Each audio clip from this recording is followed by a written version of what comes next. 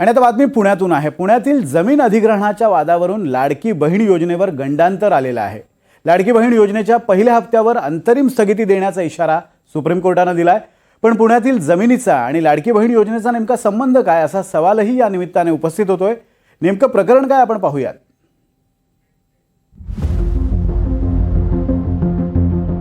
रक्षाबंधन अवघ्या 4 दिवसांवर आलंय। अशातच महायुती सरकारच्या लाडका बहिणीची ओवाळणी लांबणीवर जाण्याची शक्यता दिसतेय। कारण राज्य सरकारची लाडकी बहीण योजना सुप्रीम कोर्टाच्या रडारवर आली आहे। पुण्यातील एका जमीन अधिग्रहण प्रकरणावरून सुप्रीम कोर्टानं राज्य सरकारला इशारा दिलाय। वाद पुण्यातील जमीन अधिग्रहणाचा, पण सुप्रीम कोर्टाच्या निशाण्यावर आहे लाडकी बहीण योजना। आता सुप्रीम कोर्टानं असा इशारा का दिला हे जाणून घ्यायचं असेल तर पुण्यातलं हे जमीन अधिग्रहण प्रकरण आधी समजून घेतलं पाहिजे। राज्य शासनानं 1961 साली पुण्यातल्या पाषाणमध्ये डिफेन्स संकुलासाठी जमीन अधिगृहित केली होती। ही जमीन 24 एकर 38 गुंठे एवढी आहे। त्यावर आता सरकारी संकुल उभं आहे। सरकारनं नुकसान भरपाई म्हणून 37 कोटी रुपये देऊ केलेत, जे जमीन मालकाला अमान्य आहे।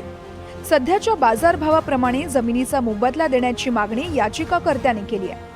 मात्र सध्याच्या बाजारभावानुसार मोबदला देण्यासंदर्भात राज्य सरकारची संभ्रमित भूमिका आहे। म्हणूनच राज्य सरकारनं मोबदला देण्यासंदर्भात विचारासाठी सुप्रीम कोर्टाकडे वेळ मागितलाय।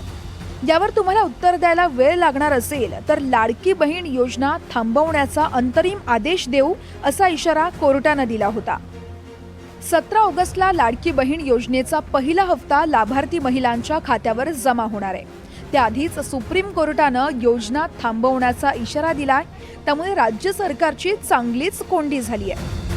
मागच्या तारखेला कोर्टाने असं एक आदेश पारित केला होता की याच्यामध्ये राज्य सरकारने ॲडिक्वेट कॉम्पेन्सेशन म्हणजे पुरेसा मोबदला कॅल्क्युलेट करून आमच्याकडे यावं। त्याप्रमाणे 9 ऑगस्टला एक शपथपत्र दाखल केलं आणि त्यामध्ये 37,42,50,000 एवढा मोबदला आम्ही देऊ असं आम्ही कोर्टाला सांगितलं। आणि त्याच्यासाठी एक व्यवस्थित असं एक आम्ही कसं कॅल्क्युलेट केलं हा सुद्धा चार्ट दिला होता। तर आजची जी म्हणजे रक्कम होती ती 37,42,50,000 रुपये। महायुती सरकारनं महिला वर्गाला आकर्षित करण्यासाठी लाडकी बहीण योजनेची घोषणा केली, पण ही योजना पहिल्या दिवसापासून वादाच्या भोवऱ्यात राहिली आहे। सरकारच्या महत्वाकांक्षी योजनेला मुंबई हायकोर्टातही आव्हान देण्यात आलंय। ही योजना म्हणजे करदात्यांच्या पैशाचा अपव्यय असल्याची बाजू याचिकाकर्त्यांनी मांडली आहे। हायकोर्टातलं प्रकरण संपलं नाही, तोच सुप्रीम कोर्टानंही लाडक्या बहिणींसाठी योजनेवरून सरकारला खडसावलंय। 28 ऑगस्टला पुण्यातील जमीन अधिग्रहण प्रकरणाची पुढील सुनावणी होतीये।